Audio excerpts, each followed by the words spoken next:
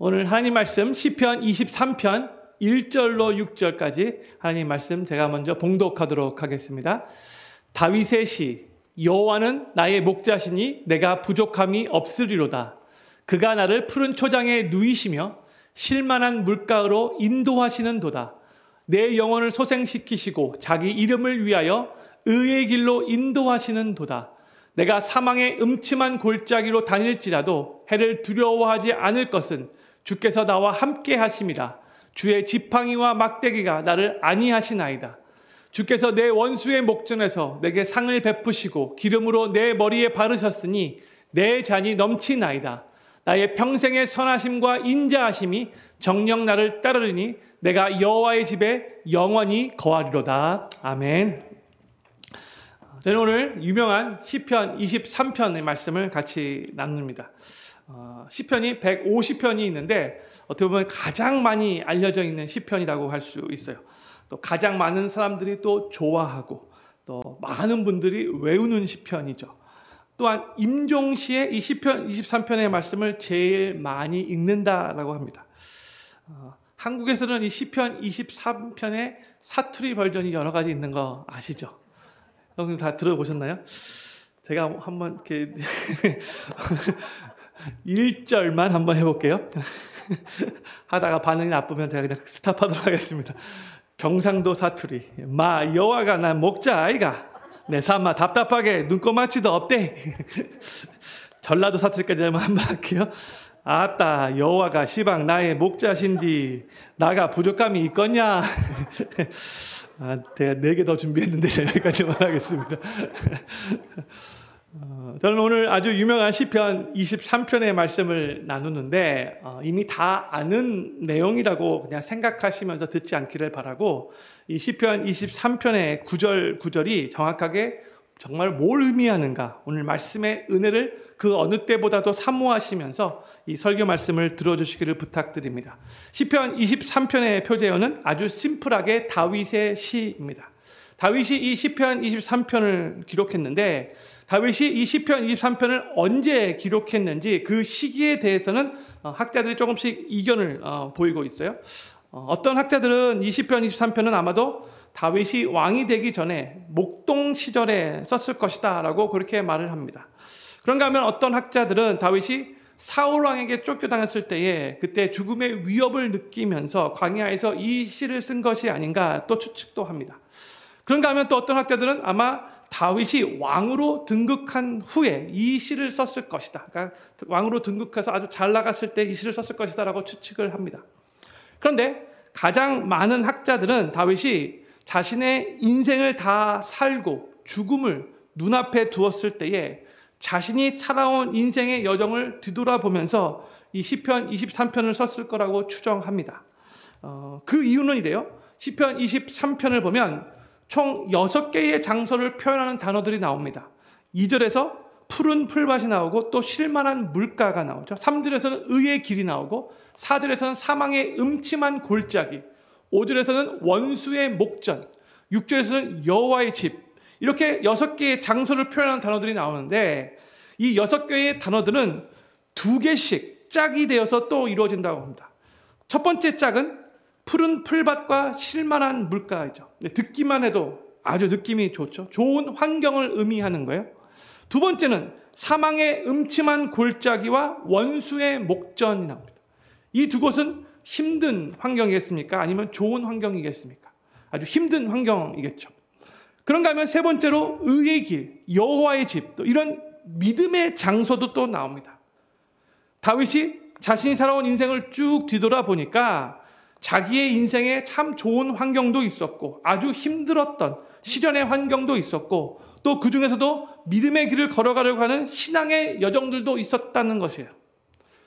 그런데 놀라운 사실은 인생에 이렇게 좋은 환경도 경험했고 힘들었던 시련의 환경도 경험했고 또 믿음의 길을 걸어가는 과정도 다윗의 삶에 있었는데 그 인생의 모든 순간순간마다 여정마다 누가 계셨냐고 고백하냐면 바로 목자 되시는 여호와 하나님이 자신과 함께 계셨다라고 고백하고 있어요. 여호와 하나님께서 자신의 삶의 목자가 되시니까 어떠한 고백이 나오는가? 오늘 1절 말씀 다 아는 말씀인데 우리 같이 한번 우리 이 1절 말씀 우리의 믿음의 고백으로 같이 한번 읽겠습니다. 시작. 여호와는 나의 목자시니 내가 부족함이 없으리로다. 아멘. 다윗이 여기서 여호와가 자신의 목자이시기 때문에 부족함이 없다라고 믿음의 고백을 하는데, 이 부족함이 없다라는 말은 뭘 의미하는 것일까? 어떤 사람은 다윗이 이스라엘의 왕이 되었는데 부족한 게 뭐가 있었겠습니까? 왕이니까 부족함이 없다라고 이렇게 고백하는 게 당연한 게 아닙니까? 이렇게 생각할 수도 있어요. 근데 정말로 다윗이 왕으로서 모든 걸 다 가지고 너무나 잘 나갔기 때문에 이렇게 부족함이 없다라고 고백했던 건가? 아니요. 형님들 이미 다 아시겠지만 제가 다시 한번 다윗의 인생을 쭉 짧게 한번 요약해 드리도록 할게요. 다윗은 아버지 이새의 8째 아들로 태어났어요. 말째, 하가톤으로. 어느 날 사무엘이라는 선자가 그 집에 갑자기 찾아와서 그 집의 아들 중에 하나를 이스라엘의 다음 왕으로 세워 기름을 부어야 하니까 아들들을 다 데리고 오라라고 이렇게 지시를 하죠. 그런데 아버지 이새는 아들들을 다 불렀었는데 그때 다윗은 부르지도 않았어요. 다윗은 혼자서 밖에서 양을 쳐야 했어요. 다윗은 어려서부터 자신의 아버지로부터 아들로서의 사랑을, 대우를 받지 못했어요. 다윗이 시편 27편 10절에서 이런 고백을 했습니다. 내 부모는 나를 버렸으나 여호와는 나를 영접하시리이다 했어요. 내 부모는 나를 버렸으나, 여기에 대해 좀 이렇게 여러 가지 견해가 있긴 하지만 지금 다윗이 자신의 삶을 돌아볼 때 정말 자신의 부모로부터 사랑을 받지 못했다는 그런 표현으로 이 말을 한 거예요. 또 이스라엘이 블레셋과 전쟁을 벌이고 있었을 때에 블레셋 장군 골리앗이 너무나 거대하고 무서워서 이스라엘의 모든 군사들이 두려워 싸울 용기도 없었었는데, 그때 다윗의 아버지가 심부름을 시켜가지고 전쟁터에 나가 있는 형들에게 먹을 음식을 갖다 주러 왔죠. 다윗은 아버지 말에 순종해서 전쟁터에 있는 형들에게 음식을 가지러 준 거 온 거예요. 근데 바로 그런 상황에서 형들이 이 막내 동생이 이 음식을 많이 지고 이렇게 왔을 때에 그 막내 동생을 바라보는 마음에 정말 짠한 것이 있어야 당연한 거 아닙니까? 근데 이 동생이 아버지 심부름을 온 건데, 근데 그때 아이고 수고 많이 했다 우리 막내, 이렇게 형들이 반응한 게 아니에요. 다윗의 첫째 형이 다윗에게 그때 뭐라고 말을 하는가? 사무엘상 17장 28절이에요. 장형 엘리압이 다윗에게 노를 바라여 가로되 내가 어찌하여 이리로 내려왔느냐? 들에 있는 몇 양을 네게 맡겼느냐? 나는 내 교만과 내 마음의 완악함을 아노니 내가 전쟁을 구경하러 왔도다. 지금 첫째 형이 이 말을 아버지 심부름으로 전쟁터에 온 막내 동생에게 할 말입니까? 너무 쌀쌀맞고 너무 매정하게 말하고 있잖아요. 아버지로부터 사랑을 받지도 못했던 다윗인데 지금 형들로부터도 이 막내가 전혀 사랑을 받지 못하고 그렇게 성장했다는 것을 우리가 짐작할 수 있어요. 그런가 하면 다윗은 골리앗을 여기서 이제 무찌른 후에 이제 사울 왕의 사위가 되죠. 근데 안타까운 것은 장인이었던 사울 왕이 다윗이 잘못한 것이 하나도 없었음에도 불구하고 다윗의 인기가 점점점 올라가니까 질투로 충만해서 다윗을 죽이려고 여러 번 시도하죠. 창을 앞에서 막 던져요, 그냥. 그래서 어쩔 수 없이 다윗은 자신의 생명을 보존코자 왕궁을 떠나서 도망자의 신세가 됐어요. 그런데 계속해서 사울왕의 추격을 너무나 심하게 하는 거죠. 그래서 어쩔 수 없이 이 이스라엘 땅에는 내가 거할 것이 없다라고 생각해서, 잘못 생각인데, 하여튼 블레셋 땅에 가면 괜찮을 줄 알고 블레셋 땅에 가게 되었는데 그곳에서 딱 블레셋 신하들이 다윗을 알아보고 다윗이 죽을 상황이 됐어요. 그래서 그때 침 질질 흘려가며 미친 사람 흉내내다가 가까스로 목숨 부지하고 빠져나왔어요. 갈 곳이 없어서 다윗이 간 곳이 동굴이에요. 아둘라 동굴. 그런데도 계속해서 이 사울왕은 다윗을 죽이겠다고 계속 추격하는 거예요. 한 번은 다윗 한 명을 죽이겠다고 사울왕이 이스라엘의 군대 3,000명이나 동원한 적도 있어요. 저희가 이미 그동안 나눈 시편들을 통해서 바로 그 당시에 다윗이 얼마나 고통스러운 시간을 보냈는가를 우리가 이미 시편을 통해서 여러 번 우리 같이 읽었잖아요. 너무나 힘든 시간이었어요. 그래서 무려 14년 동안 도망자의 신세로 그렇게 고생을 했었는데 드디어 사울왕이 전쟁터에서 죽고 이스라엘의 왕이 됩니다. 그런데 곧바로 이스라엘의 12지파의 왕이 되었는가? 아니에요. 처음에는 유다 지파에서만 왕으로 인정받았어요. 그리고 마음고생 심하게 하다가 기다리다가 결국 7년 반이 지나고 나서 드디어 12지파 전체의 왕으로 인정받게 되었어요. 그리고 다윗은 자신의 인생의 클라이막스 지점에 오르게 되는데, 근데 그것도 잠시뿐. 다윗은 그만 간음죄를 범하고 또 살인죄를 범하게 되죠. 그리고 그때부터 다윗은 엄청난 고생을 하면서 그의 가정은 정말 풍지박산, 문제가 아주 심각하게 일어나요. 큰아들 암논이 딸을 겁탈한 사건이 일어났어요. 그리고 나서 셋째 아들 압살롬이 첫째 아들 암논을 죽이고 후에는 아버지 다윗을 죽이기 위해서 또 쿠데타까지 일으키게 됩니다. 그때 다윗은 제대로 신발도 신지 못하고 왕궁에서 급하게 쫓겨나게 됩니다. 그리고 왕궁을 차지한 이 아들 압살롬은 백주대낮에 궁궐 옥상에서 장막을 치고 사람들이 다 지켜보는 앞에서 아버지 다윗의 후궁들을 욕을 보입니다. 페르나도 이런 페르나가 없어요. 형님들, 이게 바로 다윗의 인생이에요. 다윗의 인생을 보면 힘든 시간들이 정말로 많이 있었어요. 사망의 음침한 골짜기도 많이 걸어갔고 원수의 목전에도 수도 없이 많이 있었어요.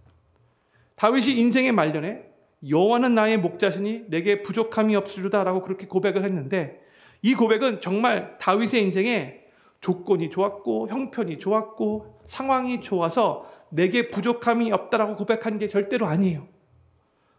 다윗은 자신이 양과 같이 참으로 연약한 존재이지만 하나님께서 그런 연약한 자신의 목자가 되시어서 늘 함께 하시고 그의 삶을 인도하셨음을 잘 알기에 내게 부족함이 없습니다 라고 고백한 거예요. 믿음으로.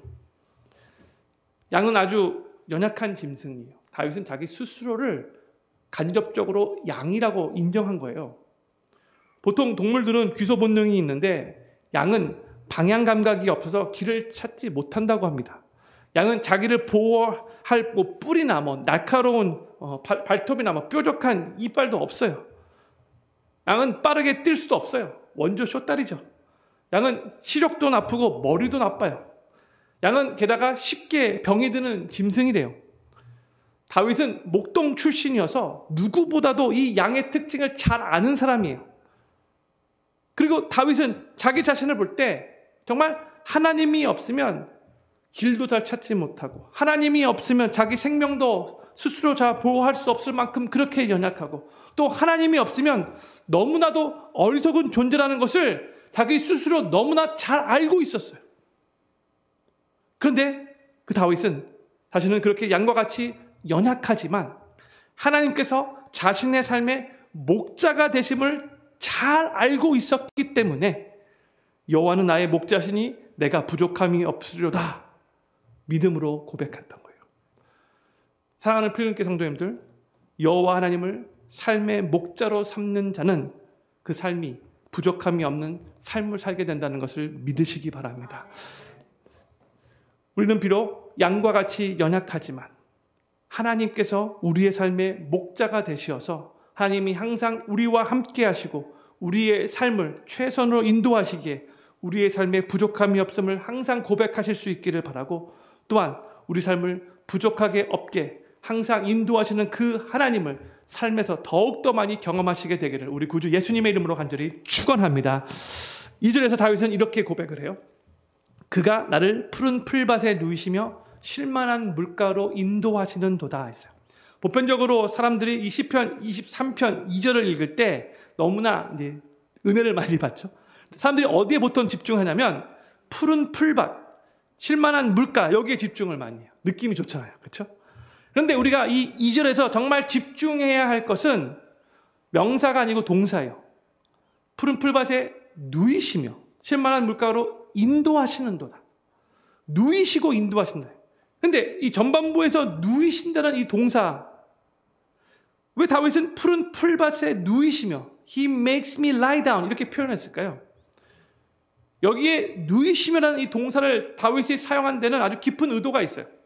다윗은 목동 출신이었기 때문에 그 누구보다도 양에 대해서 잘 아는데, 양은 정말로 두려움이 많고 겁이 많은 아주 연약한 짐승이기 때문에 평상시 풀밭에서 누워 자지 않아요. 눕지 않는 동물이에요. 연약한 짐승들은 부지직하면 정말 뭐지 하고 이렇게 쳐다본 다음에 뛴 게 아니고요. 부지직하면 먼저 뛰고 그 다음에 쳐다봐요. 연약하기 때문에 그런 거예요. 근데 강한 짐승들은 뭐 사자, 호랑이, 표범, 치타 뭐 이런 맹수들은 배가 부르면 아무 데서나 누워서 편하게 잠을 자죠. 누가 와서 건드리지 않는 거 알기 때문에 그래요. 근데 연약한 짐승들은, 양과 같은 짐승들은 아무리 배가 불러도 풀밭에 누워 자지 않아요. 풀밭에 누워 자는 순간 맹수의 먹거리가 되는 거예요. 항상 그래서 두려움과 긴장감이 있죠. 근데 간혹 양이 풀밭에서 누워 있는 그런 경우가 있는데 언제일까요?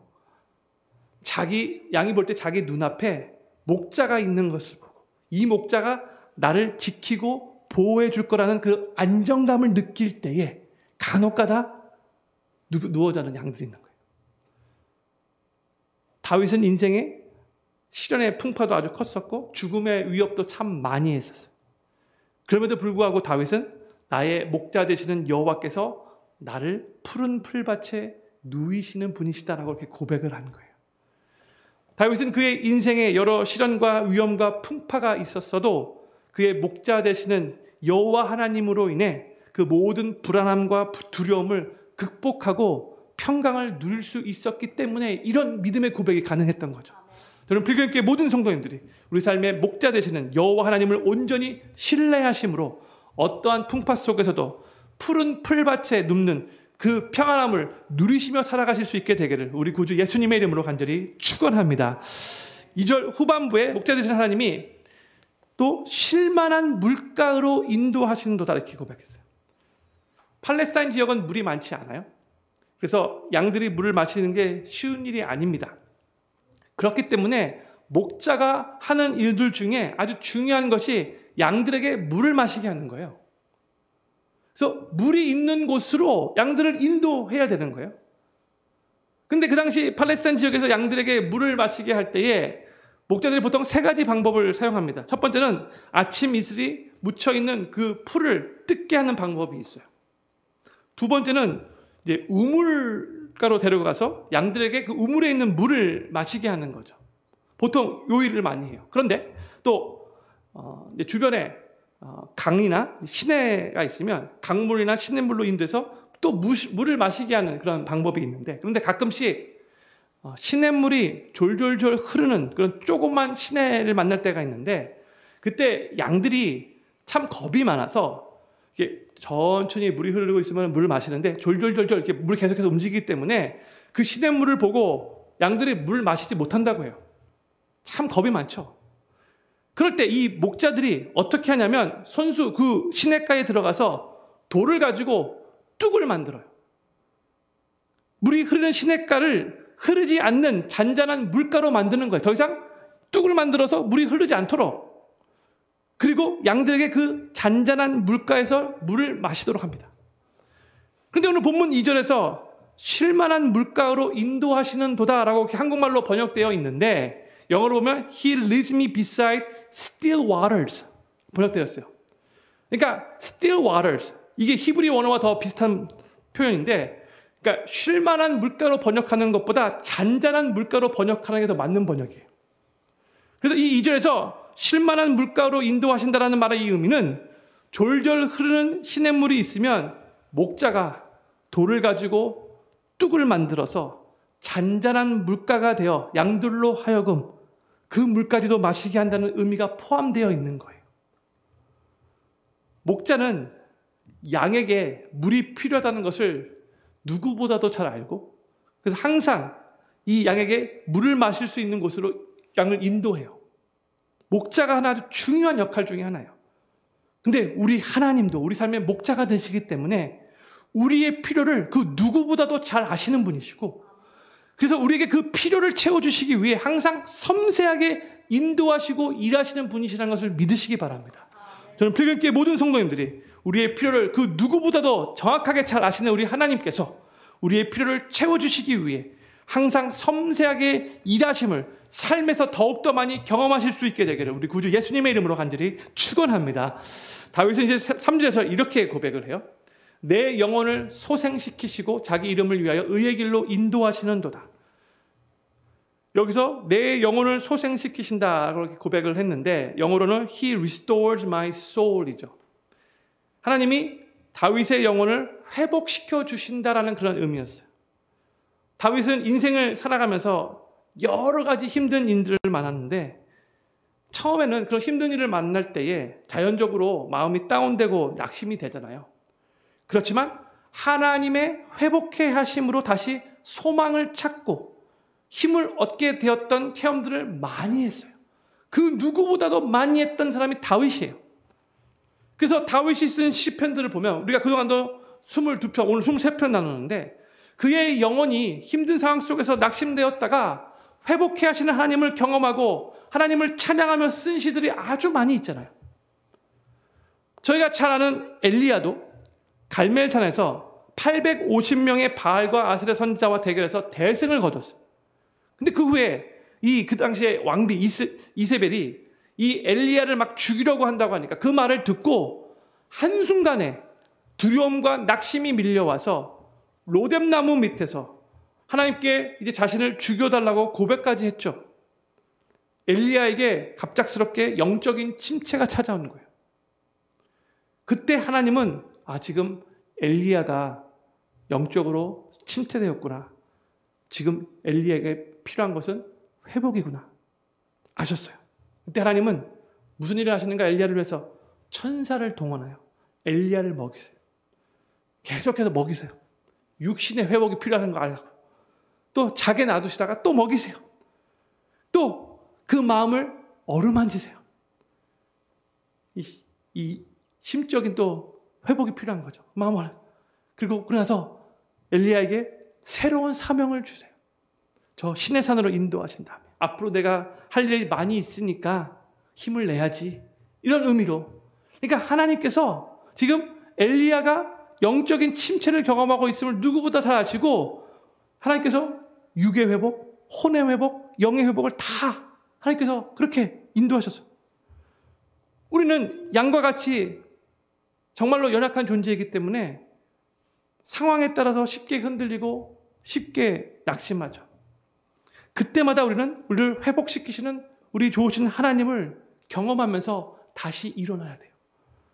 아무리 믿음이 좋은 사람이라 할지라도 삶에 힘든 시련이 닥치게 되면 닥치게 될 거예요. 그렇죠? 근데 그 순간에 중요한 게 뭐냐면 그때 그냥 좌절하고 주저앉는 것이 아니라 에이 모르겠다. 될 대로 되라. 이렇게 생각하는 것이 아니라 그때에 이 순간에도 나를 회복시키시기 원하시는 하나님이 계시지. 그 회복시키시기 원하시는 하나님을 의지하고 바라보면서 그 회복시키시는 하나님을 경험하며 다시 일어서는 것이 중요한 거예요. 우리 삶의 목자 되시는 우리 하나님은 우리의 영혼을 회복시키시는 분이신 것을 믿어야 한다는 거죠. 저는 필그림교회 모든 성도님들이 힘든 일을 당하여 마음이 괴롭고 다운되고 좌절될 때에 우리의 영혼을 회복시키시기 원하시는 하나님을 경험하고 다시 일어나셔서 계속해서 주님을 위해 전진해 나가는 삶을 살아가시게 되기를 우리 구주 예수님의 이름으로 간절히 축원합니다. 3절 후반부에서 다윗이 이렇게 고백을 해요. 자기 이름을 위하여 의의 길로 인도하시는도다. 우리 주님은 우리를 인도하시는 목자이신데 우리가 원하는 길로 인도하시지 않고요. 세상의 가치관으로 우리를 인도하시지 않고요. 주님의 의의 길로 인도하세요. 종종 하나님이 인도하시는 그 의의 길이 내가 원하는 길과 달라서 우리가 당황할 때가 있겠지만 하나님은 분명 우리의 삶을 하나님의 의의 길로 인도하시는 분이세요. 우리는 하나님의 인도하시는 그 의의 길이 항상 내 삶의 베스트 웨이라는 것, 최선의 길이라는 것을 믿어야 돼요. 내가 지금 생각할 때 이 길이 나에게 별로 좋아 보이지 않는다 할지라도 하나님이 나에게 인도하시는 그 의의 길이 나에게 가장 베스트입니다. 믿음으로 고백할 수 있어야 한다는 거죠. 그게 하나님의 그 의의 길로 인도하시는 동안 때로는 하나님께서 우리에게 눈물도 허락하실 것이고 또 시련도 허락하실 수 있어요. 그 상황 속에서 우리가 다 이해가 되지 않겠지만 그 길이 하나님의 의의 길인 것을 믿고 또한 결과적으로 우리의 삶에 가장 최선의 길이 될 거라는 것을 고백하고 그렇게 의의 길로 인도하시는 그 하나님을 우리가 신뢰할 수 있어야 돼요. 그게 믿음이에요. 하나님이 때로는 우리를 승리의 환희와 성공의 기쁨으로도 인도하시죠. 그러나 때로는 하나님이 패배의 쓴잔과 실패의 아픔으로도 우리의 삶을 인도하세요. 이게 항상 병행되어 일어나요. 그런데 이 모든 것들이 다 하나님께서 우리의 삶을 의의 길로 최선의 길로 인도하기 위한 하나님의 섭리라는 거. 이거 믿어야 된다는 거죠. 그런데 하나님께서 우리를 의의 길로 인도하시는데 보세요. 하나님의 이름을 자기의 이름을 위하여 의의 길로 인도하신다라고 말하고 있어요. 우리가 문서에 사인을 한다는 의미는 자기 이름을 걸고 그 문서에 기록된 내용에 대한 책임을 지겠다는 그런 의미잖아요. 내가 직접 사인할 때. 하나님도 마찬가지예요. 자기 이름을 위하여 하나님이 책임지신다는 뜻이죠. 다윗은 여러모로 많이 부족했지만 하나님께서 하나님의 이름을 걸고 다윗의 삶을 책임져 주신 경험들을 많이 했기 때문에 다윗이 이런 고백을 할 수 있었던 거예요. 자기 이름을 위하여 의의 길로 인도하시는도다. 다윗은 자기가 잘나서가 아니라 하나님께서 하나님의 이름을 위하여 끝까지 다윗의 삶을 책임지시고 의의 길로 인도하신다는 것을 알았어요. 사랑하는 필그림교회 성도님들, 우리 각자가 하나님께서 우리들에게 부르신 그 소명의 자리에서 하나님의 뜻을 위하여 그렇게 열심히 살려고 노력할 때에 하나님은요, 하나님의 이름을 위하여 하나님이 직접 우리 삶을 책임지실 것이고 우리 삶을 가장 베스트 길로 인도하실 거라는 거. 내가 잘나서가 아니라 하나님께서 하나님의 이름을 걸고 제 오중석은 내 아들이야. 내가 나의 일을 위하여 내가 지명하여 세웠어. 내가 나의 일을 하는 동안에 저 오중석을 내가 끝까지 책임질 거야.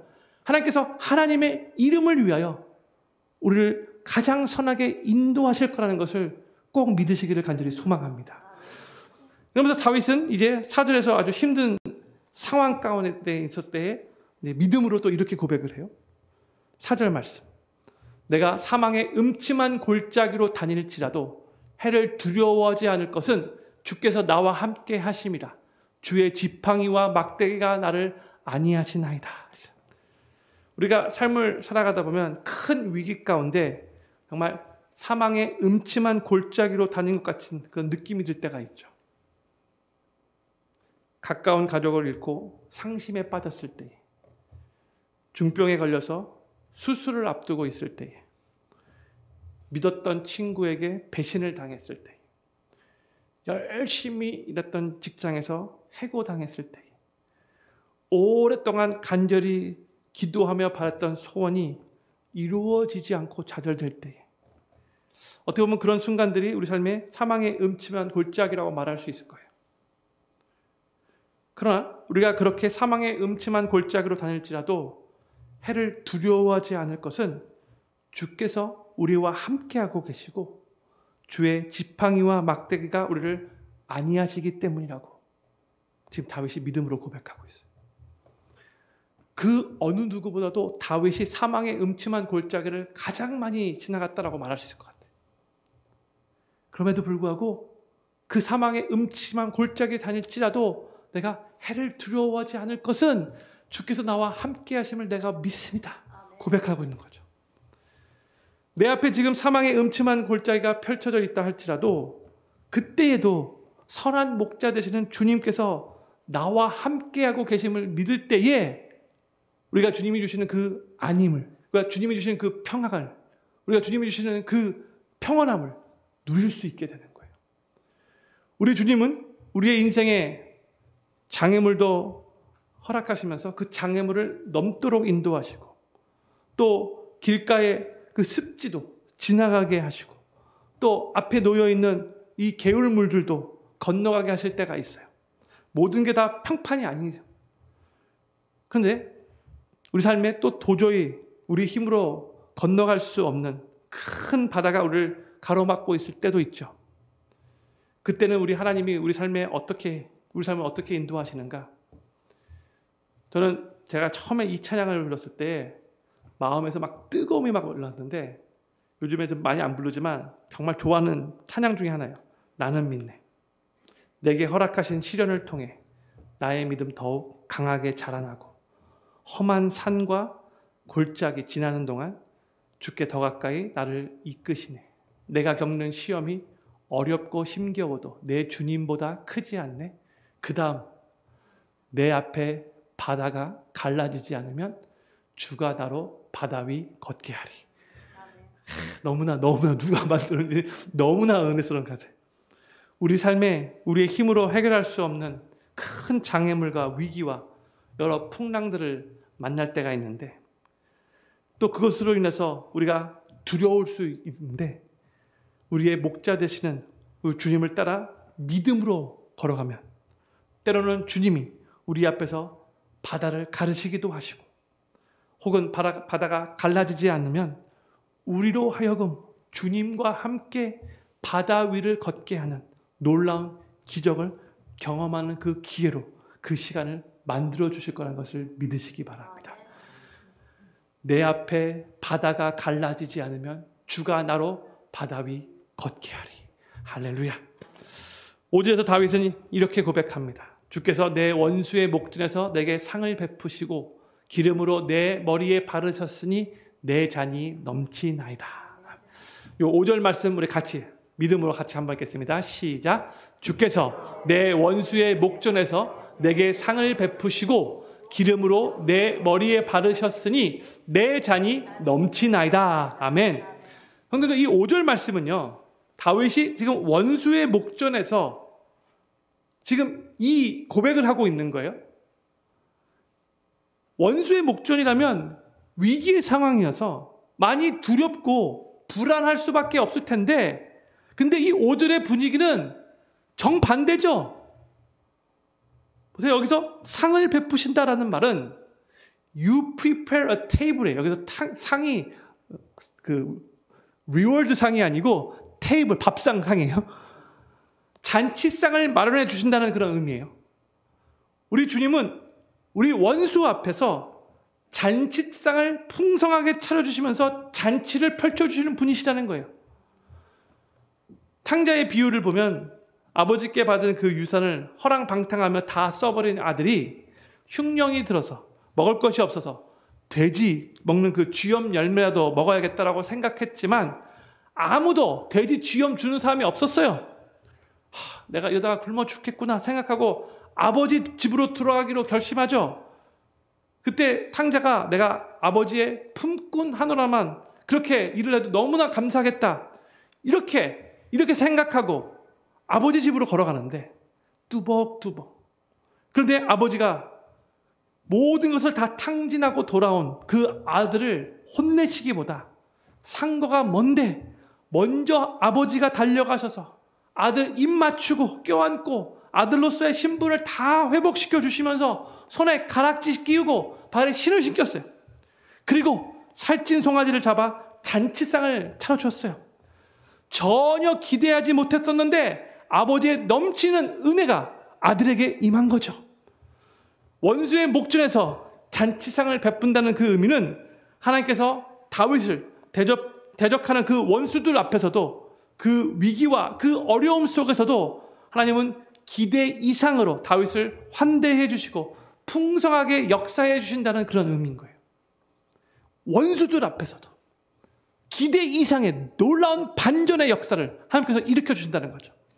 또 다윗은 하나님이 원수의 목전에서 잔치상을 차려주시고 또 기름으로 머리에 바르셨다라고 이렇게 말하고 있는데 여기서의 이 기름은 그 당시에 아주 고가품으로 귀족들만 잔치에 참여할 때 머리에 바르는 그런 기름을 의미하는 거예요. 그래서 하나님이 다윗의 원수 앞에서 다윗을 그토록 높이고 부요하게 하신다라는 그런 의미예요. 기름으로 내 머리에 바르셨어요. 그러면서 다윗은 그의 삶에 그렇게 기대 이상으로 놀랍게 일하신 그 하나님으로 인해 뭐라고 고백해요? 내 잔이 넘치나이다. My cup overflows. 이 내 잔이 넘치나이다라는 이 고백이 오늘 우리 모두, 여기 계신 모든 성도님들의 고백이 되기를 간절히 소망합니다. 성도님들의 삶의 잔이 넘치게 되는 축복을 누리시기를 간절히 축복합니다. 그런데 지금 다윗은 내 잔이 넘치다는 이 고백을 원수의 목전에서 했다는 것, 이게 아주 놀라운 거예요. 모든 것이 다 잘 나가는 상황에서 이 고백을 한 게 아니고 원수의 목전에서, 어떻게 보면 가장 두렵고 가장 떨릴 수 있는 상황에서 이 고백을 한 거예요. 원수가 내 앞에서 나를 괴롭게 하고 위태로운 상황으로 이끌어간다 할지라도 우리는 우리를 지키시고 우리를 선하게 인도하시고 결국 풍성한 잔치상을 베풀어 주시고 우리를 놀랍게 높이시며 부여하게 계시는 그 하나님으로 인해 우리의 잔이 넘치는 경험을 할 수 있다는 거 믿으시기 바랍니다. 우리 하나님 바로 그런 일을 하시는 거예요. 반전의 하나님이세요. 저는 필그림교회 모든 성도님들의 잔이 차고 넘치는 것을 경험하시게 되기를 간절히 소망하고, 또한 우리 워싱턴 필그림교회도 차고 넘치게 하시는 우리 주님의 은혜를 더욱더 많이 경험하게 되기를 간절히 소망하고 기도합니다. 잔이 넘치는 그 그림을 항상 그려보세요. 주님의 은혜가 내 삶에 넘쳐서 잔이 넘쳐가지고 우리 주변에 있는 사람들에게 흘러가는 거예요. 내 잔이 넘치나이다. 근데 이게 상황이 좋아서가 아니라 상황이 힘든 상황 속에서도 더 풍성한 주님의 은혜가 임할 수 있는 것을 알기 때문에 내 잔이 넘치나이다. 저를 한번 큰 소리로 따라주시면 감사하겠습니다. 주여, 내 잔을 넘치도록 채워주시옵소서. 아멘이십니까? 다윗은 이제 6절에서 이렇게 고백합니다. 6절 전반부에서 나의 평생에 선하심과 인자하심이 정녕 나를 따르니 했어요. Surely goodness and mercy shall follow me all the days of my life. 지금 다윗은 언약을 지키시며 풍성한 기업을 주시는 하나님의 그 신실하심에 근거하여 앞으로 그의 남은 날도 하나님 안에서 복될 것임을 지금 확신하며 이렇게 고백하고 있는 거예요. 다윗은 나의 평생의 선하심과 인자하심이, 여기서 선하심과 인자하심은 영어로 보면 goodness and mercy 번역됐는데 하나님의 좋으신 하나님, 그다음에 여기서 인자하심은 mercy로 번역됐지만 우리가 그동안 많이 나눴던 바로 하나님의 헤세드 사랑이에요. 변함없는 하나님의 사랑, 언약에 근거한 변함없는 신실하신 하나님의 사랑. 우리 하나님은 참 좋으신 하나님이시고 변함없이 우리를 사랑하시는 분이십니다. 우리가 우리의 하나님이 어떤 분이신가를 확실하게 알 때에 우리도 다윗과 같이 하나님의 그 좋으심과 하나님의 그 사랑이 변함없이 계속해서 나를 따를 것이라고 믿음으로 고백할 수 있게 되는 거예요. 이 고백은 전적으로 하나님을 신뢰할 때에 믿음으로 나올 수 있는 고백인 거예요. 그 어떤 환경도, 그 어떤 힘든 처지도, 그 어떠한 아주 그냥 어려운 상황을 할지라도 흔들 수 없는 확실한 믿음의 고백이에요. 나의 평생에 선하심과 인자심이 정녕, 영어로 surely 나를 따를 것입니다. 하나님의 좋으심과 하나님의 그 변함없는 사랑이 surely, 정녕 all the days of my life, 평생 나의 삶을 따를 것입니다. 이렇게 믿음으로 고백할 수 있어야 돼요. 그러면서 다윗은 이 시편 23편의 맨 마지막 구절, 맨 마지막에서 이렇게 고백하며 이 시를 마무리합니다. 내가 여호와의 집에 영원히 거하리로다. 여기서 말하는 여호와의 집은 무엇을 의미하는가? 두 가지 의미예요. 1차적으로는 바로 그 당시에 하나님의 임재를 상징하는 성전을 의미하는, 그러니까 다윗은 하나님이 계시는 그 성전에 영원히 거할 거라고 이렇게 지금 고백을 하고 있는 거죠. 그런데 다윗이 어떻게 육신적으로 항상 성전에 거할 수 있겠습니까? 거할 수 없잖아요. 그러니까 이 고백은 뭘 의미하는 거냐면 다윗이 어디에 있든지 간에 항상 하나님의 임재를 사모하면서 하나님 중심으로 살겠습니다. 이렇게 믿음으로 고백하는 거예요. 그런데 또 여기서의 여호와의 집은 또 다른 2차적인 의미를 포함하고 있어요. 이 여호와의 집은 영원한 하나님 나라, 천국을 의미하기도 해요. 그래서 내가 여호와의 집에 영원히 거하리라 그 말했어요.